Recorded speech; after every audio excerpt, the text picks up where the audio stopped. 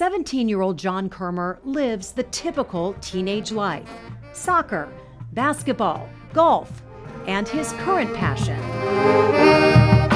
playing saxophone in the Shawnee Mission South High School marching band. But it was while playing soccer at the age of 13 when everything changed. John was injured during a game one night.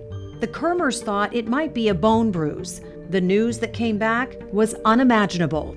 It was a pretty emotional call to have to call your husband and say, it's cancer, and I think you need to come down.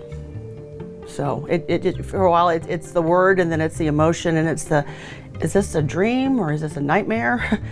Is this real? John was diagnosed with osteosarcoma, a type of bone cancer. It would require rounds of chemotherapy. He had to come home one day when he first started chemo because his head was itching. His hair was dropping out in clumps. And he came home and asked Dad to shave his head. And that was really hard to do.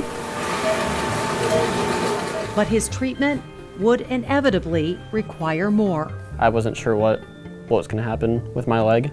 And I remember sitting there wondering, like, am I going to have my leg amputated? The answer was yes. John would need an amputation above the knee. The news came as a shock, as did the plan offered by orthopedic surgeon with the University of Kansas Health System, Dr. Howard Rosenthal.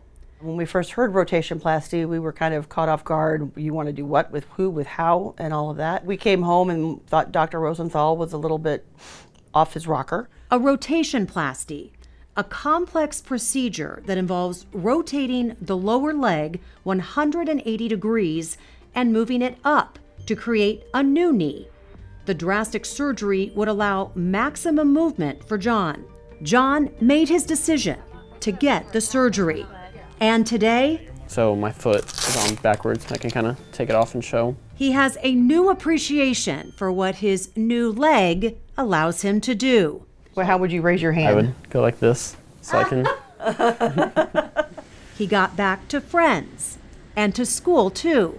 And I remember I came back and was all nervous, and all I got was like warm welcomes and like people coming up to me, talking to me, asking me how I'm doing, helping me out, and just all I got was kindness. And I was nervous that wasn't what I was going to receive. And the kids were wonderful.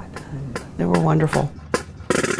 And what was once a huge setback for John is now a major step forward.